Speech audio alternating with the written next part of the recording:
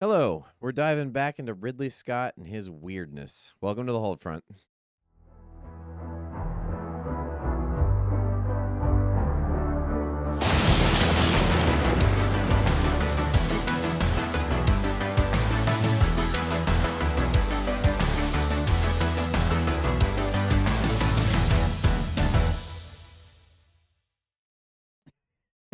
Hello, welcome. I am Tyler, your host, and to my right, as always, is Mitch, my overly artistic friend. Hi. Thanks for joining me. So, Sure. so you saw this. Oh, by the way, welcome to the channel. Like, subscribe, comment, whatever. I do want to hear actually what people think of this movie, but this is another film that made it onto the Oscar lists for costuming. Yeah, just costumes. It's Just not it? like they're That's like it? it just Okay. the costume team was like, yeah, I guess. Yeah, all right. They put in the work. Big choices this year. So this is Gladiator 2, which is a sequel to an arguably perfect film. Actually, you're gonna release this probably after the Oscar ceremony, I'll bet. It didn't win costuming. That's my prediction. What's the date? I haven't figured out the schedule yet, but that's maybe okay. HolmFront predicts not gonna win. We're gonna make that a segment. Yeah, there's been some fun predictions on the show. Yeah. What do you think is gonna win then? What's got to beat? Oh, Either Megalopolis. Well, no, Megalopolis isn't up for anything. Thank God. Oh. No, it's gonna be either Nosferatu or Brutalist or something like that. You know, so, or possibly even Wicked, just for the sheer Is creativity. Dune not even up there for costuming? Dune is up for picture, production design, visual effects, sound. Not costume. It might be costuming. Man, that's I don't impressive. remember. If not. Oh no, cinematography. Yeah, so not for. Oh yeah. Well, Yeah, duh. so it didn't get it. Yeah, that's a snub. So, Gladiator 2. I Okay. did not see it in theaters. You did. I did. What did you think initially? What was your walking out of the theater thought? I was like, eh. No, I didn't really like it. I felt like it was I was really confused over a lot of the story, like the characters. I just didn't really understand because he was like, oh well, like he's Maximus's son, and I was like, wait a minute, Maximus's son died in the first one, and then it was like Pedro Pascal was like, I'm your father. And then dies. Sorry, I just spoiled the whole movie. It's not a very good movie, so. Dare you? But yeah, he does. That happens, and I was like, Also, wait a minute. spoiler warning. Mostly because we don't care. It's not a good movie. So Yeah, because like when that happened, I was like, wait a minute, you're not his dad, are you? does he say I'm your father? I can't remember He said, that scene. if well, he it does was that. something like that. He was just like son. He or says something. I love your mother. I remember that. Okay, maybe that's what he said, and I was like, what? Either so way, I was just so all it did is made me think, did I miss something from the first movie? And so that was just bugging me the whole time. It felt like I just didn't have enough context. And so what we did is we watched the first movie again, and it turns out the answer is no. you didn't miss I nothing. remembered the first movie actually pretty well. In fact, there was a line in there that's pretty interesting, is that after the initial fight scene and he talks to the Emperor gives him this offer that he's conflicted about. He walks outside and the Emperor's daughter comes to him and is like kind of making advances, and he's real uncomfortable with it. And then she says, yeah, he asks how her son is, and she's like, yeah, he's 8. And he's like, oh, my son's also 8. And I was like, that's a weird line. Because now, if they're both the same age, did he, like, get his wife pregnant and just run straight over to the Emperor's daughter and get her pregnant right away, too? Because if both sons are the same age, and now we're finding out that this is Maximus's son, Yeah. I was like, this is not the character you guys portrayed in the first one. He seems like family is everything to him. Yeah, he's like your typical family man guy. They like joke. They're like Maximus the farmer or whatever. In Right. the first one, and it's like, yeah, because he's just this. All he wants to do is go home, be with his wife and kid. Yeah, he wants to be done with the war, be done with the blood. Yeah, he's a simple man. And he's, honors like his thing. So it was just a weird rewrite. It was like this, I don't know, it was just retroactive change that Maximus had a dark secret. He Or- wasn't really that good man that you thought he was. They're just changing him into Ned Stark. He's like, He's he has a more bastard out there. realistic than that. Ugh. It wasn't a realistic. No, Whatever. it didn't make any sense.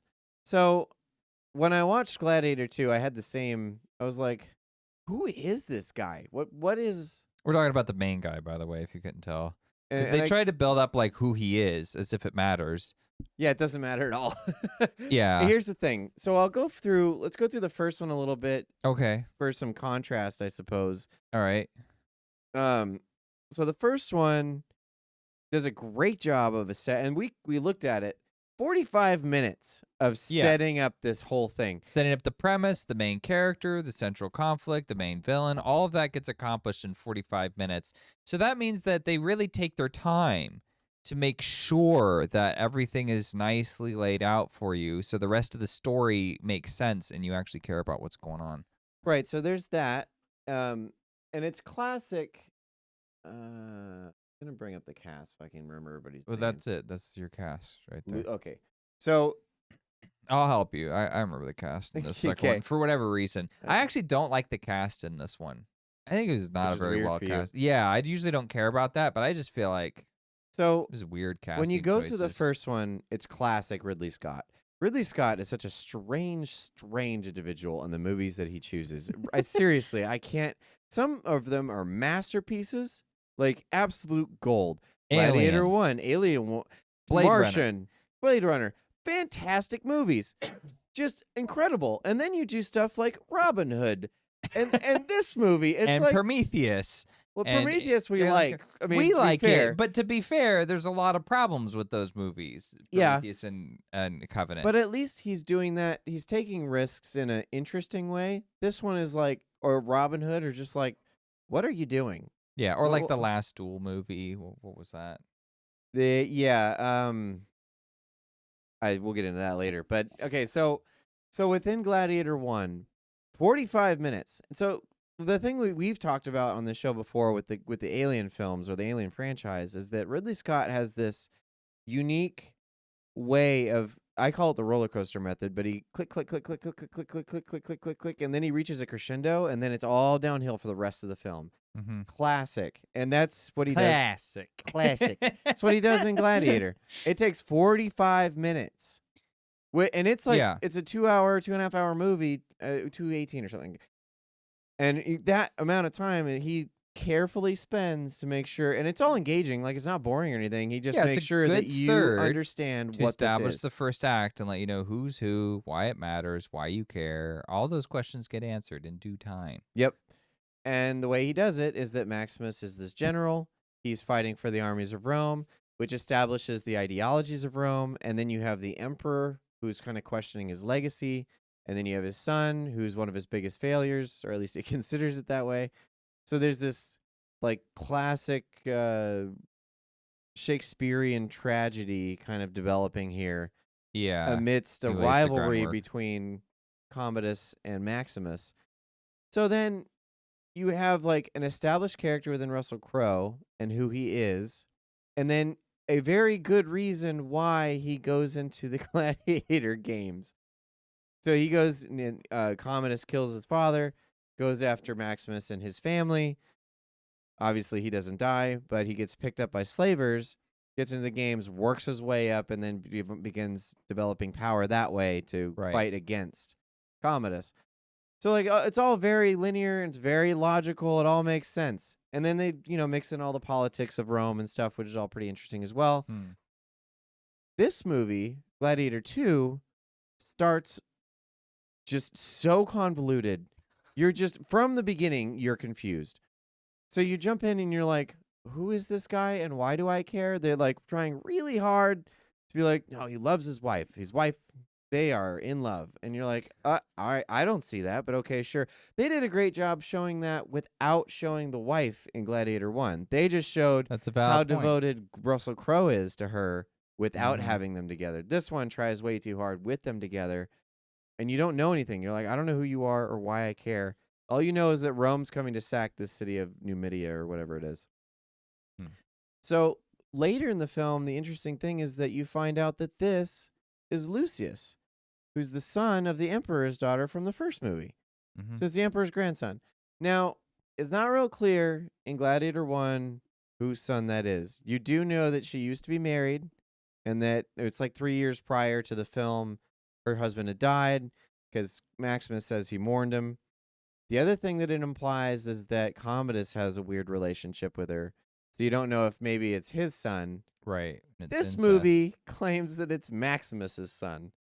And I was like, why? Why is this Maximus's son? It's like they saw it like, well, the only successor to Maximus will be his son. And Right. it's like, But he's dead. So we got to have another one. yeah, we can't use Maximus, yeah, or his real son, so we got to make up one. Yeah. But they burned that one. I just refute that entire premise. Like, my thinking with Gladiator 2, if you were to do a second one, I would just be like, all right, it's an all new cast, all new characters, and follow it's a just gladiator. follow a gladiator. Exactly. Like, just start fresh and clean.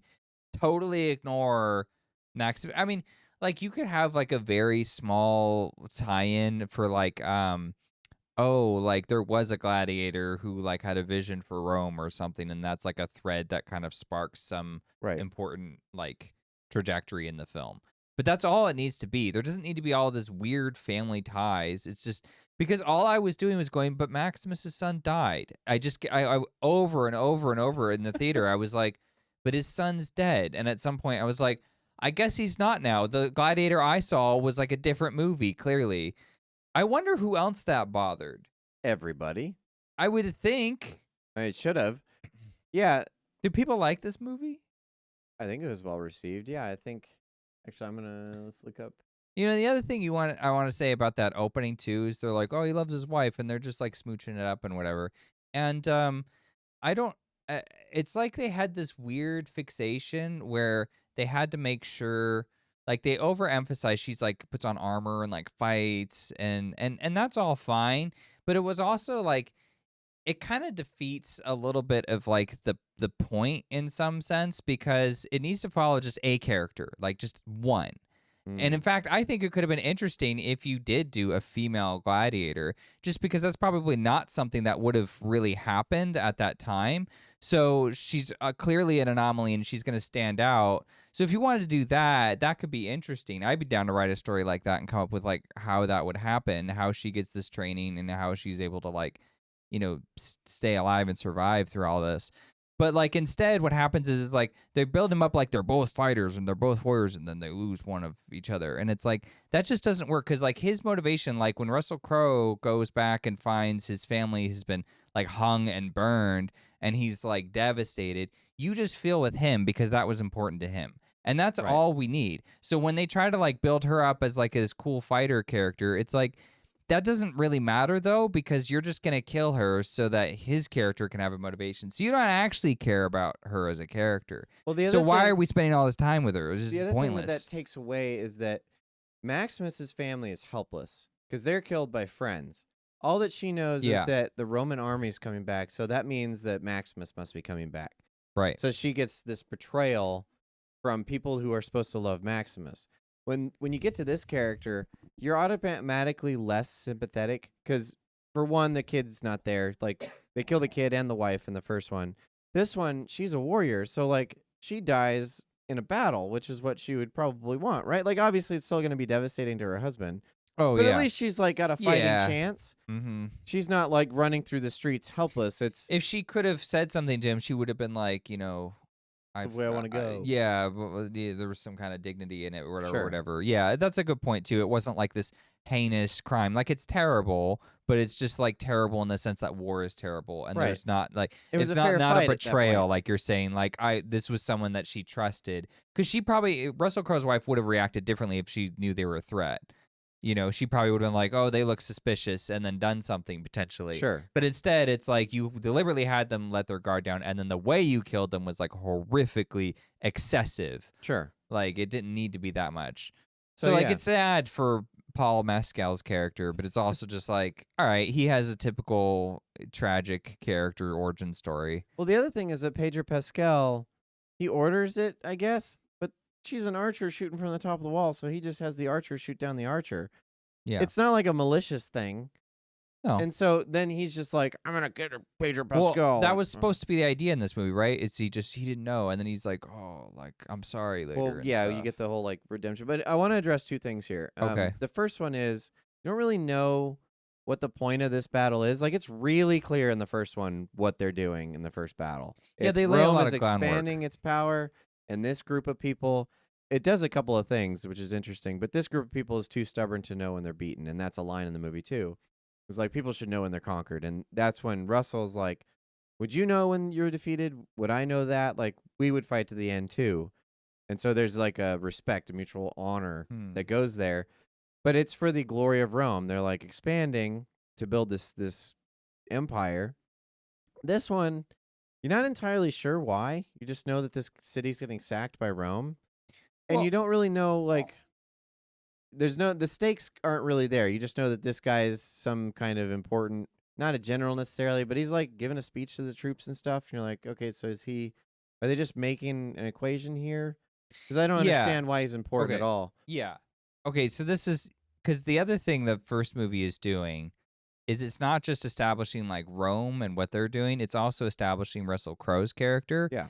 So you see his tactical brilliance to win the fight, which shows that he's a competent leader. But then, like, when he gives a speech to his people and he's talking to them, he kind of almost like it's almost like slightly joking. And he's like, if you find yourself, like in a green field or whatever, it means you're already dead. Yeah. And then they're all kind of like laughing. So it's like, okay, so he has good rapport with them and they look up to him. So it's establishing that he has followers But they and people who establish it at believe. first. I mean, he's walking through the ranks and people are greeting him and standing when he walks by. Like there's a respect before he even talks. Yeah, and This then one doesn't reinforces establish that. any of that either. But it matters for his character, I guess, is what Yeah. I'm saying. And then this one, it's just like he's like, oh, like, well, death doesn't come here. We're so confident Let's we're kill gonna beat us these some Romans. Romans. Yeah, and then everybody dies. Everyone is dead. Yeah, They he loses lose. hard. So he's a leader of nothing. Like he made that speech for no reason. It was just like, oh, he's a good leader, but he has nobody who follows him. So it was just you trying to say like, oh, well, he has this like power, this like instinctive leadership thing in him, I guess. Yeah. I'm saying that it didn't establish any clarity at all. It just seemed like I don't know why this is happening or who this is or what it's doing for anybody. All I know is that it's setting up for this wife to die and then he just gets to live. Even though he basically gets the same treatment as she does. Someone smacks him in the head and he falls into the water Yeah. and then he's like, "Oh, I'm fine." But she's dead. And I was like, all right, so this is just setting it up so that he can have a reason to go be angry at somebody, just like in the first movie. The second thing that's convoluted is that if I were to write this script and I was trying to do it this way, let's say I had a gun to my head and I had to make him connected to Maximus, because I would not connect him to Maximus. That's a stupid idea. If I had to do that, Okay. I would have to connect it. Because the first thing that it does in the movie, in their like opening text thing, is that Maximus's dream of Rome is dead. It's like, so the whole first movie is just like pointless at this because he dies. Like he was supposed to help build this thing, and at the end is like, yeah, we've established a pathway for now the senators and the republic to build, and it's no longer under a tyranny. But then it shows in like a flashback here, Maximus dies. They pick him up and they start walking off with him. And then what's her name? The emperor's daughter goes over to Lucius and she's like, "You got to get out of here. You got to run because now the republic's established, and so you can't be here. They're gonna try and kill you." And so then some two randos come in and take charge, and now they're like the twin brothers that are the emperors or whatever. Right. So it's like, so you took away everything they fought for in the movie, but now Lucius just happens to be this character that happens to survive from this battle.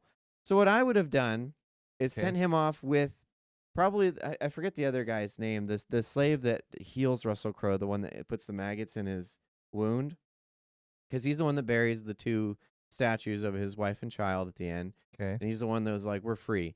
So he has a connection. So if he finds out that that's his son and that he's in danger, I would send him off with him. So now you have like another connecting point and someone who's watching over him. So it's like an Obi-Wan Kenobi kind of a thing. Mm.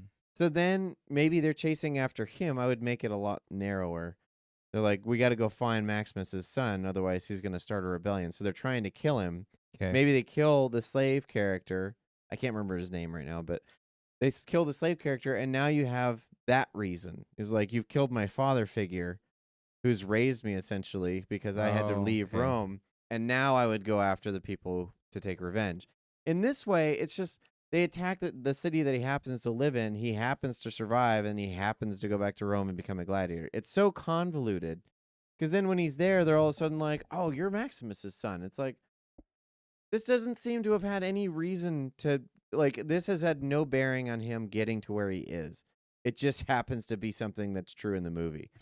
That's what I disliked about it so much. Yeah. Is like, oh, all of a sudden I'm supposed to just accept that this is Maximus's son, Hmm. especially after watching the first one. And I don't know, like, do you see how like, it's hard to even explain why it's convoluted because it's just so messy.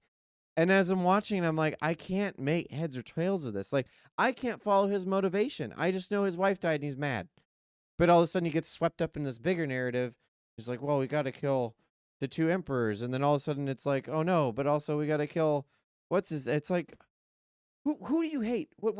In the first one, it's like, it's so clear where he's going. He's like, you killed my wife and child. You're dead. Right. And if that happens to help Rome out along the way, great. But I'm killing that guy. So, like, you guys figure out what to do with that. But I'll make sure that guy loses his head in the end. Yeah. Yeah, it is very convoluted. It's portrayed in a way that seems simple at first, but it's like, I guess if you just watch this movie in total isolation and didn't watch the first one, it would probably be like, oh, okay. That's fair. That Yeah, you would have to not watch the first one. But like, who went to see this without watching the first one? Right. Yeah. I mean, I don't know. Yeah, this is a strange movie, and I had something else I was gonna say, but I'm just gonna say I didn't like it much. I'm sorry. Was it about my? Well, yeah, it was about something you were saying, but then you just kind of kept going, so I ran out of steam there. The thought floated away. Okay, it'll come back. Wait, maybe you better do our. So was it my like how I would have written this story, how I would have constructed this narrative with the slave basically being the mentor, or did it have to do with just the convoluted nature? Yeah, of the kind of story? like that. I was gonna give you my take of what I would Go have ahead. done. Go for it. Which is Not written it. basically that. Someone would have been like, we should make a Gladiator 2, and you should have been like, no. And then that's where that should have ended. Yeah. Well, I mean, I already kind of said actually what I would do, which was to just, you know, just knew everything. I would just look at some basic themes from the first one, and that's it, and use that for inspiration. And I would do a ton of research on like actual like narratives of what we have from like real historical figures from that time to see if I could find anything that might be useful or inspirational. Yeah, that's what I would do. If I were doing that, I'd push it like maybe a generation or two later, and Yeah, someone's trying that's to what I rise would as do. Caesar, and then they're bringing the games back, and then that would create, I would actually go tension. probably like make it sort of like a prequel. It'd probably be easier, so I don't have to worry about too much of like consequences of the first movie. It's just like you don't have to worry about that. But the other thing I was going to mention is that which I've lost again. Because you gotta. When I get it, you have to stop. My bad.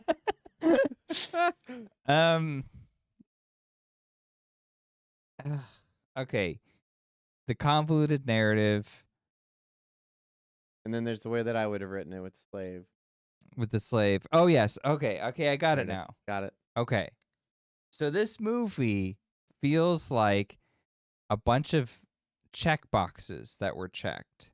Yes, it does. So much so.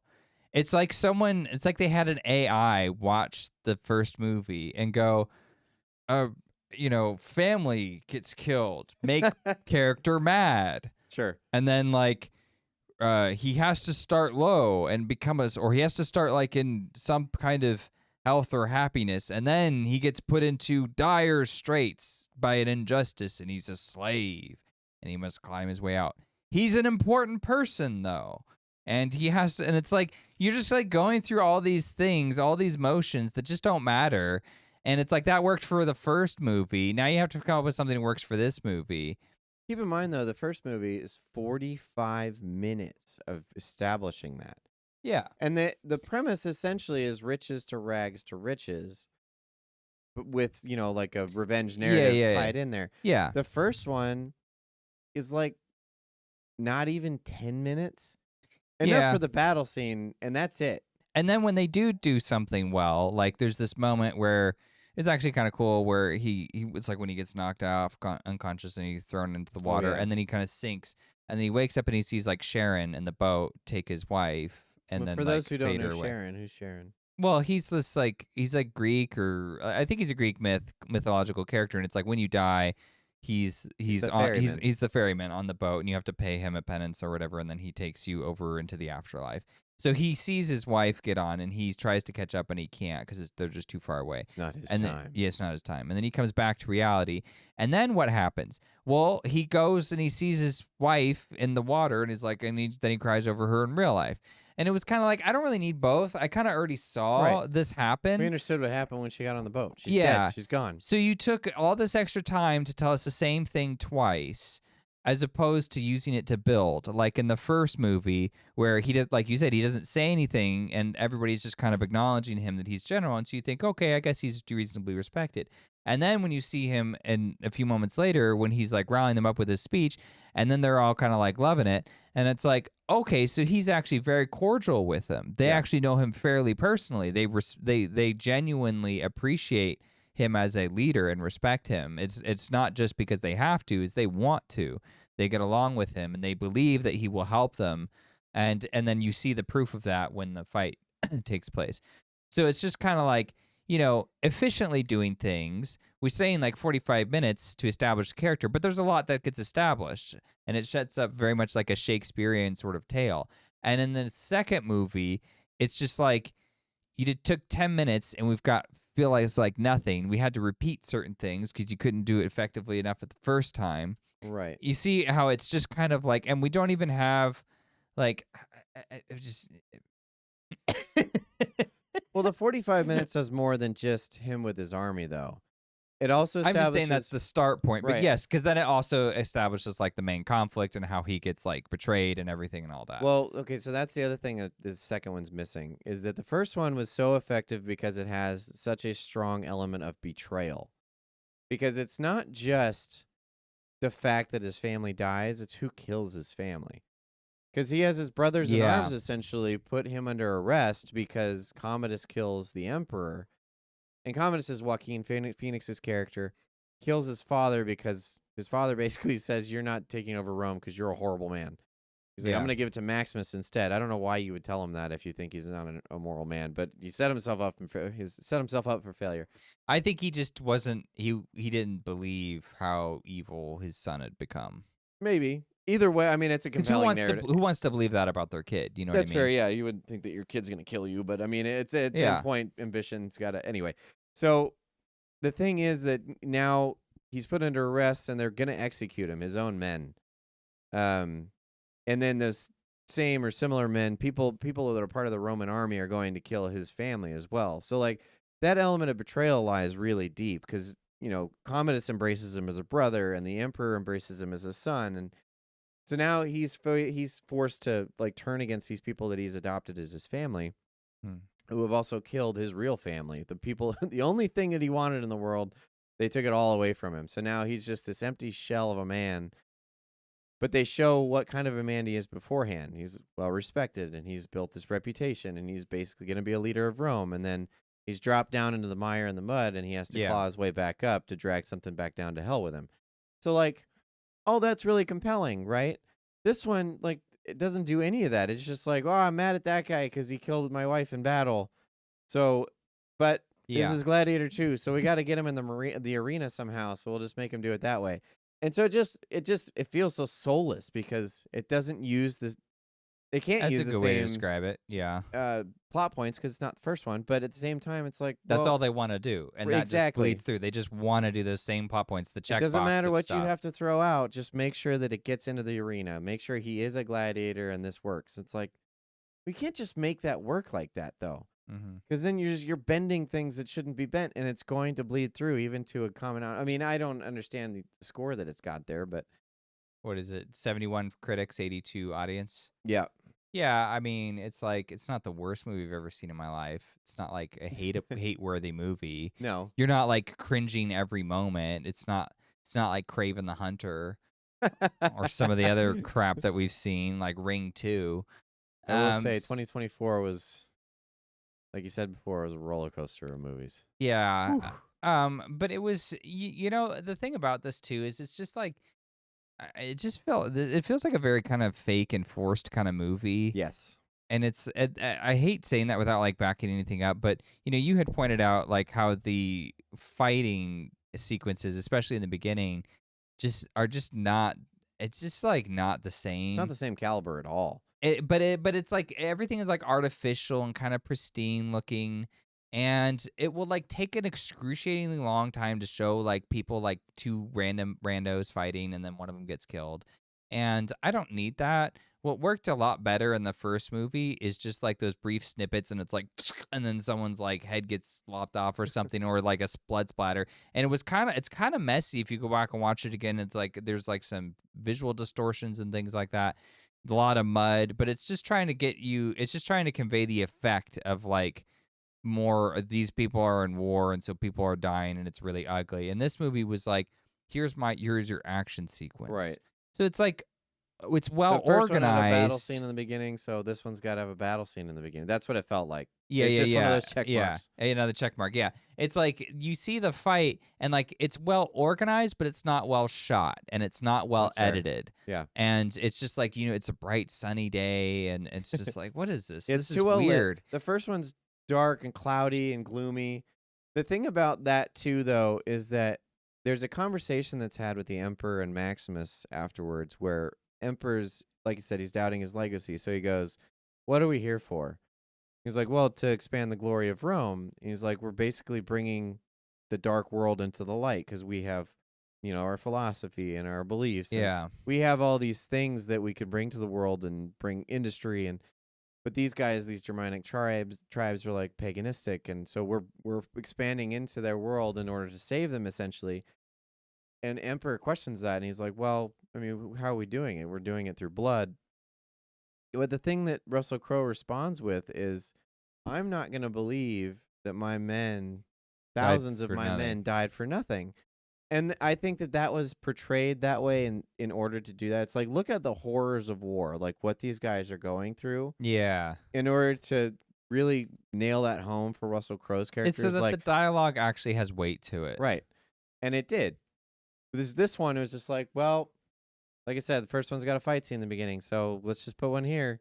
Honestly, they could have done it a lot faster. Why didn't they just have him like, with the grain of rice or wheat or whatever, and then like he looks up, he smiles at his wife, and then she gets shot with an arrow and falls over. Right. Tactless, maybe, but like efficient, yes. You get what I'm saying. Same message. It's the same message. That's all you needed from that. Right. Like, I mean, I guess that you missed the part about him being a good warrior, but like you still don't get that. Like you don't know why he is. Whereas like at least with Maximus, he's a general, so you assume like, all right, well, he's a general. He's been doing this a while, so he's clearly been in quite a few battles. This is not his first rodeo, so I believe that he's decent at what he does, especially because he wins this battle and wins it decisively. And I see him fighting with his men, so I have the proof of that. That's all I need. And the second one is like, even though it shows him fighting, it just doesn't matter. I mean, he loses. His team loses. He gets everybody killed, as far as I'm concerned. He's supposed to be their leader, and he fails at that. And he was probably always doomed to fail because it's against Rome. Like, he's on the reverse side. He's like with the barbarians now. Right. So, or whatever it is, yeah. Or whoever they are, yeah. So you're just like, and it's like they reverse the role, and then it's like, oh, it's different now. It's like, yeah, it is different now, and now it doesn't work. Right. So there's a reason that formula was there. Like I said, if I had him with the slave, and the slave knew that Rome had found out who he was, where he was, or something, it would have been interesting if he came in and was like, they're coming for you. They found out where you are. I'm gonna hold them off. You need to run. This is your father's sword. He was the gladiator, Maximus. I mean, Lucius was old enough in the first one. Do it just like that, the way you're describing. They're coming for you. Here's your father's sword. Your father's name is Maximus. He's a really important gladiator. Okay, go. But he knew who Maximus was. I mean, he's old enough to have been there. I mean, he met him.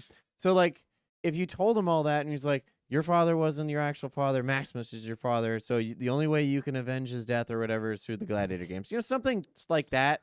Yeah, I get it. It's got kind of like a Conan the Barbarian kind of feel to it now. Oh my gosh. Which would have been great. Which would have been awesome. I don't know. I mean, it would have certainly been entertaining. Yeah, definitely. But it's Are you not entertained? But it would have been less convoluted, is what I'm saying. Like this one, Yeah. like you're saying, it could have been accomplished within 30 seconds. They try so hard to be like, look how loving they are to each other, and they have a farm, and he's like playing with grain and stuff. I'm like, yeah, I get it. There was grain in the first movie, but like, I don't care that much. I like you've done nothing to establish who this man is, like you did in the first movie, which is why they spent 45 minutes to do so. I will say one scene I actually did like In the second one? in the second movie. Uh-huh. Yes, I had forgotten about it because it's been a little while.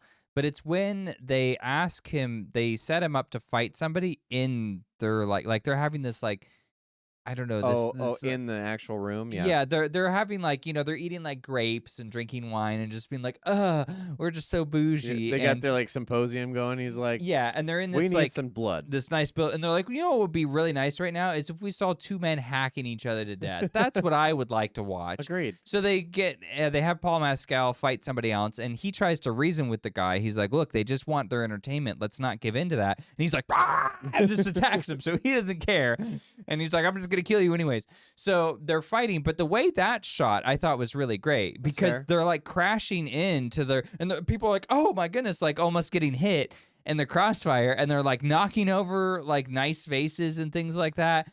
And then like he has to kill this guy, and it's just like, gosh, dang. And there's the other thing about that works is there's no music. Yeah, that's so fair. it just kind of like he shuts up for a minute, and then you're just like, gosh, this is an uncomfortable, grotesque blight on these rich people or whatever. It was an interesting depiction of what that culture was. I mean, you already have the Colosseum, which is pretty barbaric in itself, but to bring it into their to make it so intimate is to make it intimate. I thought that was a really good scene. I like that one quite a bit. It's fair. And then in of isolation. Course, yeah, in isolation. And there was also the sharks one. They have sharks. The sharks were great.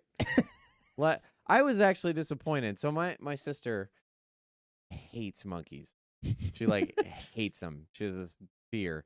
She will not watch Planet of the Apes because of that. Cracks me up. So my brother-in-law was going to take her to go see Gladiator.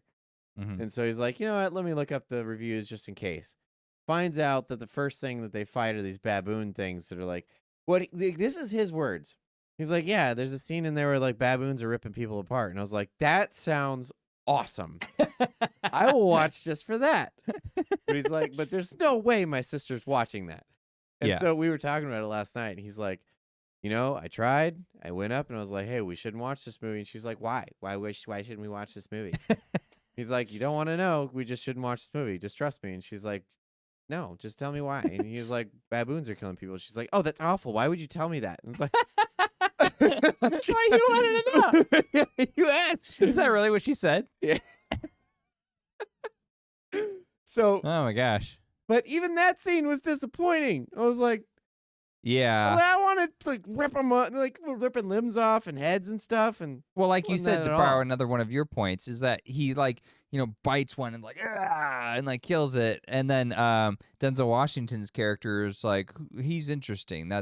But then like immediately after that, the rest are just like over and dealt with. So you're like, wait a minute. So was everybody able to kill their baboon? If that's the case, then what made him so exceptional? Just because he was willing to like get down and bite the thing, I guess. So there's a bunch of guys in the arena and a bunch of baboons that get released.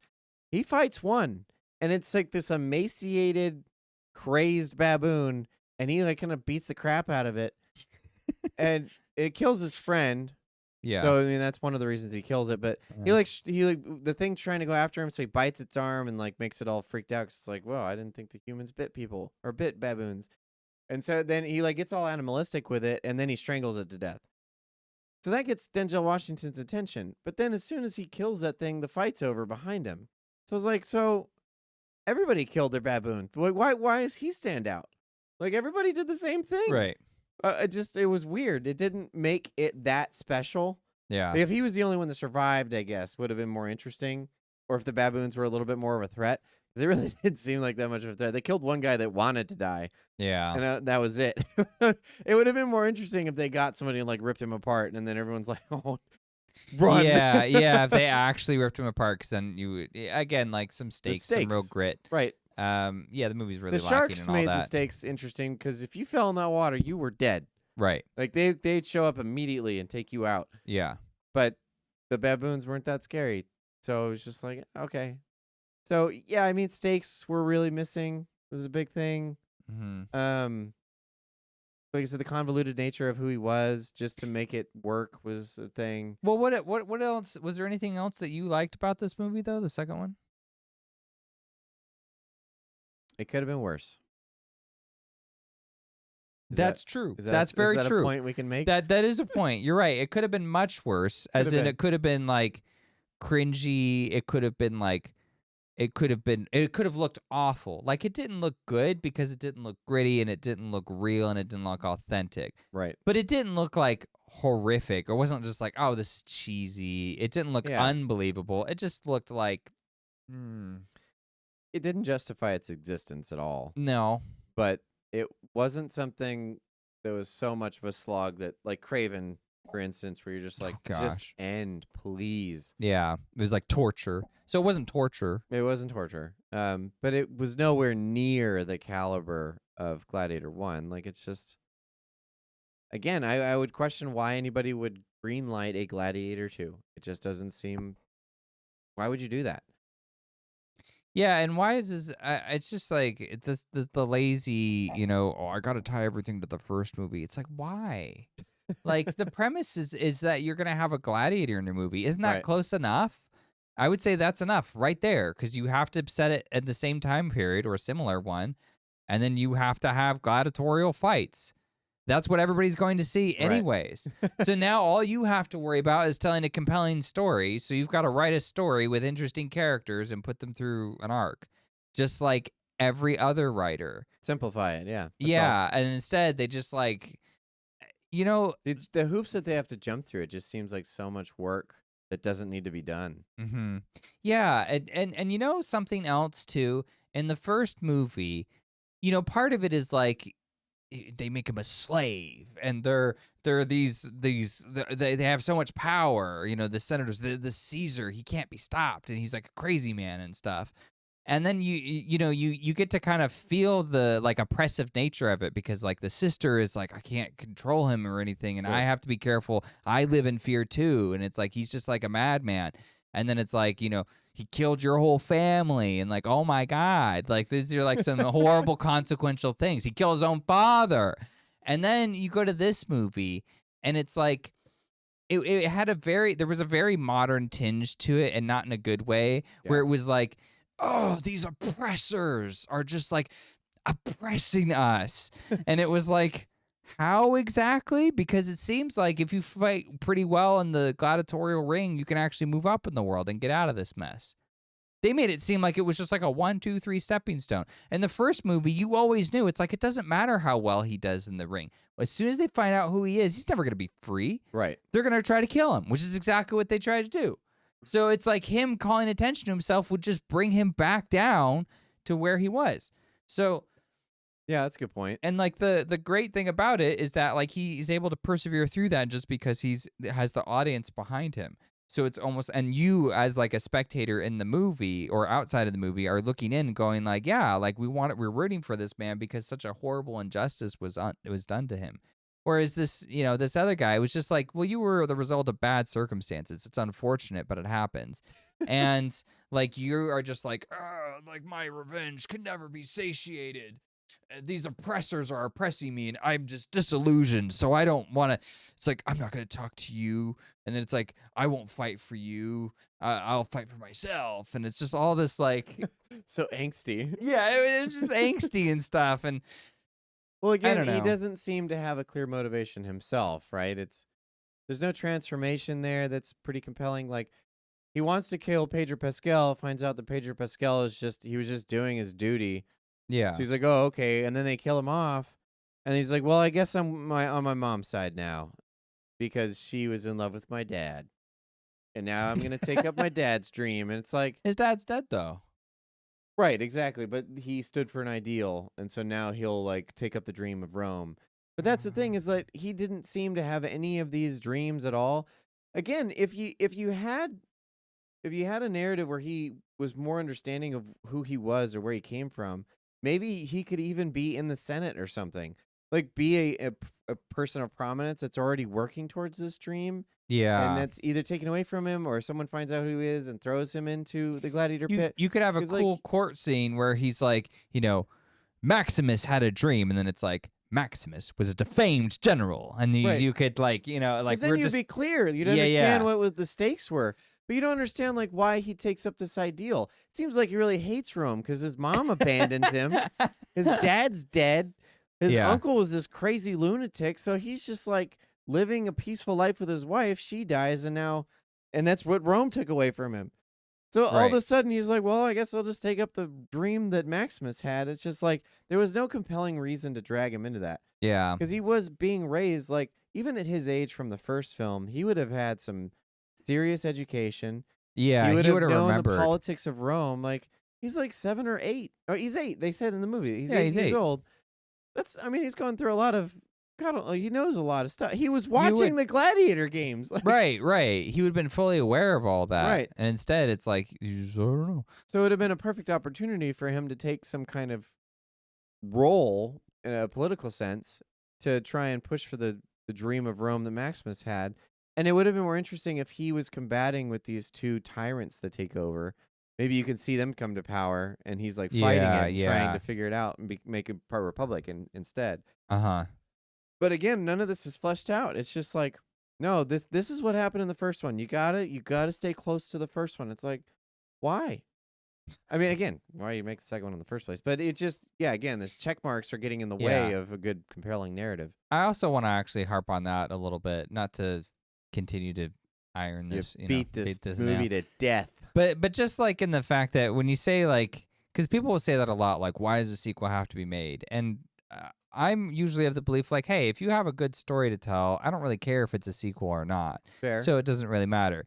But this is a movie where I'm like, okay, so you want to make a sequel for a really beloved Best Picture winner. Right. Like, you understand what you're asking? That's like asking someone to like remake 12 Angry Men. It's like, look, everybody calls that a perfect movie for a reason. Or like, let's remake Citizen Kane. You don't remake Citizen Kane. You make a movie about Orson Welles because you can't remake Citizen Kane. It's impossible. So you do something Don't that's tempt like them.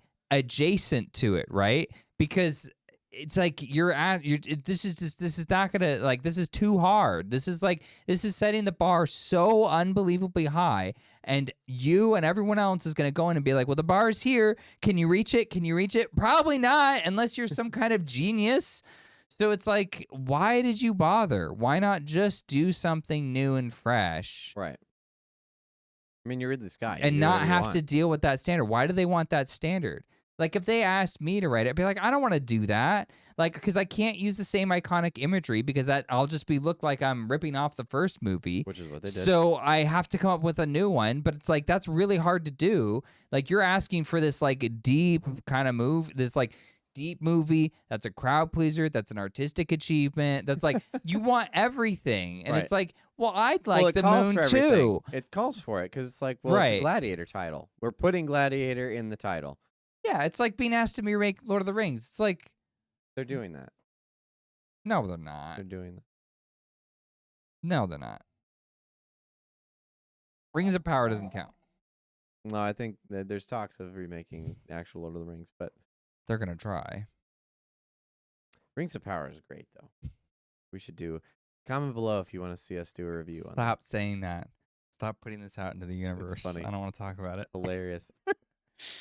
But you get what I'm saying, right? It's like there are certain stories where it's like you want to just poke at this thing because you want money.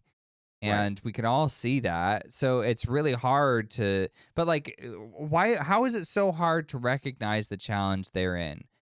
It's like, make Godfather Part 4. I'm not going to make the Godfather Part 4 for you. How am I supposed to do that? Michael didn't die. Bring it back to life. He pulls himself out of the grave, and gosh.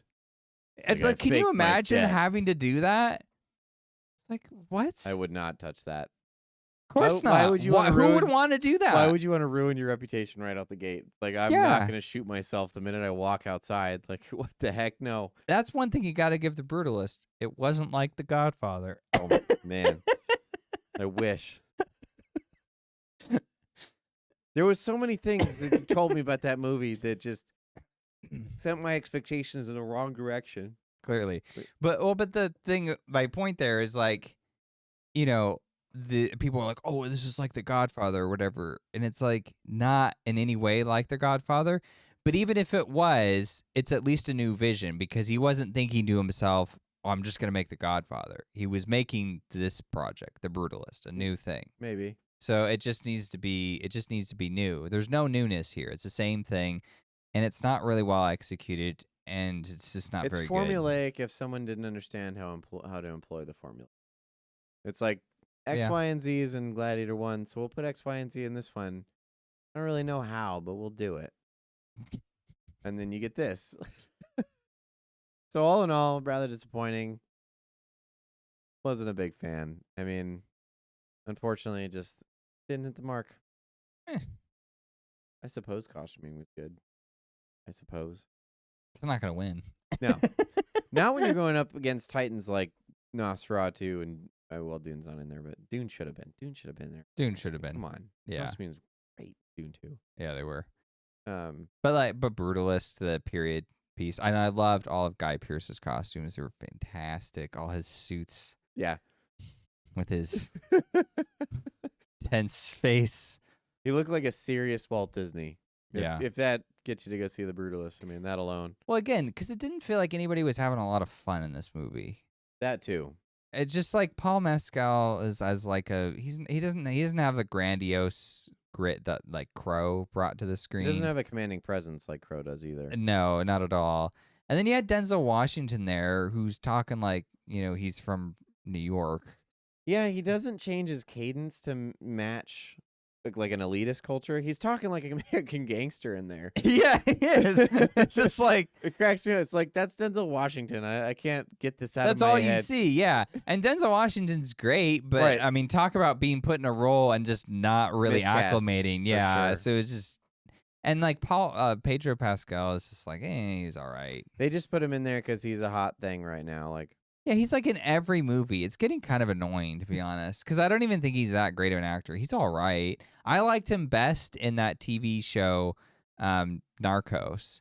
Okay. And in that, he's like this relegated side character who has no depth or anything. And he just shows up periodically to advance the story. I think he was great best in Game of Thrones, personally, but I haven't seen Narcos. So. Oh, he was good in Game of Thrones, too, Yeah. as this side character who just kind of advances the plot. And sure. No offense, Pedro Horrific Pascal. death. That one. Ugh. That one got me. It was rough for a couple days. Grit. New story and some grit. Why is it so hard? Like, no. Stupid. I mean, you I get had it. Sharks eating people. What else do you want? Yeah, but I didn't even get to like see that very well. There's like one shot where the shark like does that rapid, and you're like, ugh, and you get a little chill, and then it's over. And like the baboon thing, he's like strangling a baboon, and it's just like, I was so disappointed. Again, because I listen to what people tell me, like an idiot. You tell me that Brutalist is like Godfather done by Scorsese. That was Who told you to see this movie, though? I didn't tell you to see this movie. No one told me to see it. Someone told me that there's a scene where baboons are ripping people apart, and I was like, that's awesome. And I didn't even get that. Nope, not for you. So that's what this video is really about. Did you get that from the Planet of the Apes movie this year? Did that happen in that movie? No. They don't go that graphic. Come on. I know. It's like you'll never get it, Tyler. No. I want to see some people get just torn apart by monkeys. That is my life's achievement right there, is to see that once. Maybe there should be a horror movie. Because they don't have enough horror movies. Gosh. They should do one where apes. They should do like a Planet of the Apes movie, but it's all horror style. So apes are taking over. It's like they go carnivore. Yeah, and they're just like, it's like, oh no, the apes, and then they just get like trapped somewhere. But then what they don't realize is that like the whole movie is mostly just trying them getting out and get away from the apes. And then once they do, though, they don't realize that the rest of the world's been taken over by apes. I love that we've veered off from Gladiator 2 into this. I think it's a great premise. Yeah. We'll do a fantasy pairings on that. James Wan does Planet of the Apes. But anyway. Well, you got anything else you want to go over with this one?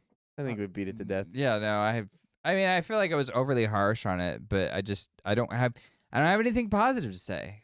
I'm sorry. We There's just really not. searched. We were like, what good was there in this? And I like that one scene. That was pretty much it. that scene in the costumes. And I liked the evil emperors. I didn't. I thought they were. Yeah. They had like at least a place. They were just like, because one of them was like mentally like Right. just clearly, and so they had they had a sequence and a role to play. And I liked how he was like, one of them gets, the one who's like not mentally sound is like tricked into like, betraying his brother. And I liked how I pretty much like everything with him, I guess. I liked how he elects his pet to be, what was it again? It's like his little monkey or something.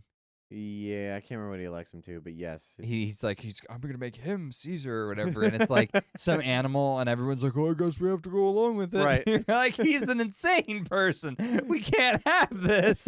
Someone has to be a mature adult here. And that was an interesting way for Denzel to work his way to the top. Like, don't get me wrong, that was well played with. It didn't make a whole lot of sense what his motivations were in the first place.